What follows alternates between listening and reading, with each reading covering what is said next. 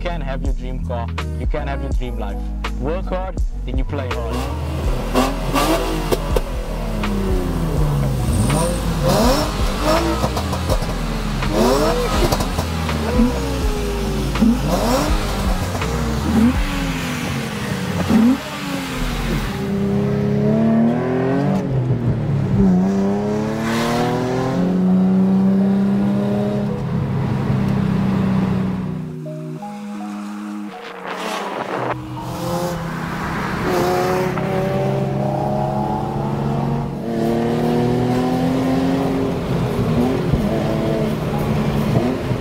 So today we got three beautiful Zs. I have a beautiful day in Cape Town. I fell in love with this car since I was a little pipsqueak. My neighbor 2 houses down the street, he had a sunburnt orange 350Z. This thing was beautiful. I thought, oh, one day when I'm big. My name is Jason Williams. When DK had his car in Fast Furious, so there's where I started loving the car and actually, listen, this is the type of sport car that I really want to own one day. Over a year ago, so a year and 6 months ago, I got this one. Yeah, now I'm a 350Z owner.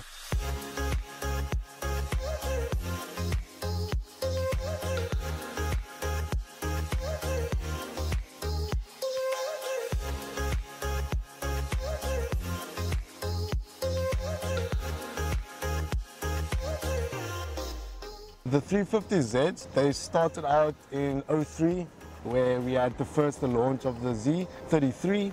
There's actually 3 motors that they put into these cars. We get the normal DE, which is the 3.5 liter V6 with a single intake and smaller cams, and then you get the Rev Up, which is the '06 model, and they just have a different map, and then 2 VVT sensors and still 1 intake, and they pump out a little bit more kilowatts than the '04s and the '03s and the '05s. And then you get the main bassa, the HRs, which is the dual intake, significantly more power. Yeah, those are in the later models.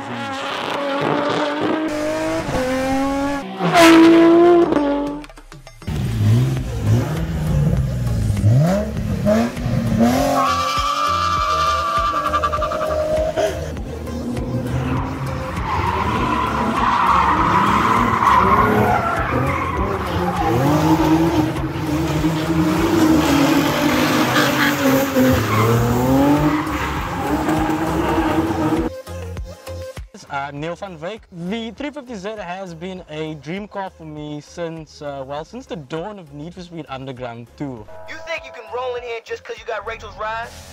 Think again, son. It's a race ride.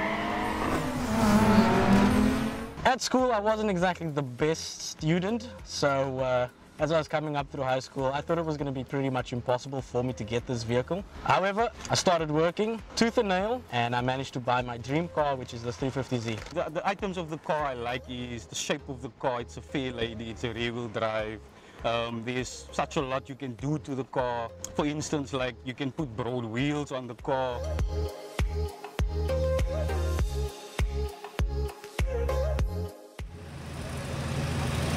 You have petrol.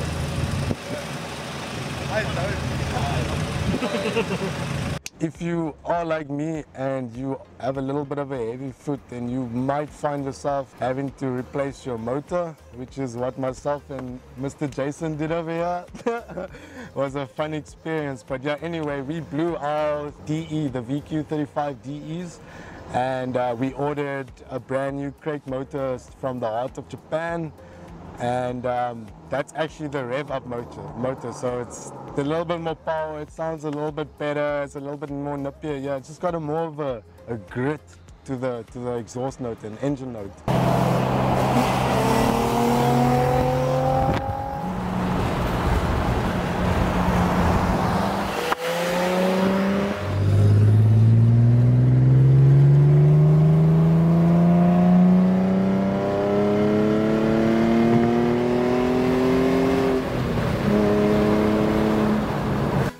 Car's been decatted, and then I have a pair of 19s imported BMW rims on the car with 285s at the back of the car, which gives you that stability when you take turns on a high speed. That is basically all that I've done to the car so far. And the way the car is looking now, the way the car is sounding, pulling, is suffice for me. Like Damian explained that over 2 months ago, I installed a new rev-up motor in the car as my previous DE motor had a bearing knock sound. So the only big change to the car is the rev-up motor. The car is sounding a little bit different, pulls better than the DE motor, and I even enjoy the car more now. Currently the car sits with 65,000 kilometers on the clock. The funny thing is, when I was actually looking for cars to buy, somehow I actually forgot that this was my dream car. And I was actually looking for a Audi TT. I put in the application for finance on the vehicle, and the salesman actually told me that they had found some mechanical faults on the vehicle and they couldn't sell the car like that. However, he told me that they had an alternative. So I got me and my dad flight tickets, and I got us to Joburg, where we subsequently purchased the vehicle and took a road trip down. It's probably one of the best weekends of my life.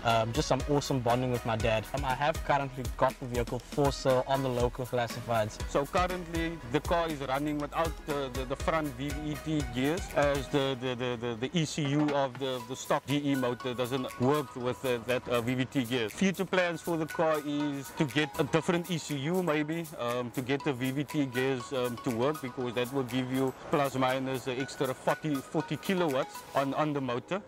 My message is to the guys that are rough around the edges, the people that are the misfits, the black sheeps. Those guys, you need to push through, push past the stereotype and push past all of that. Redefine yourself. Take control of your life and pull it in the direction that you want to take it, no matter if you're a stout gat or not.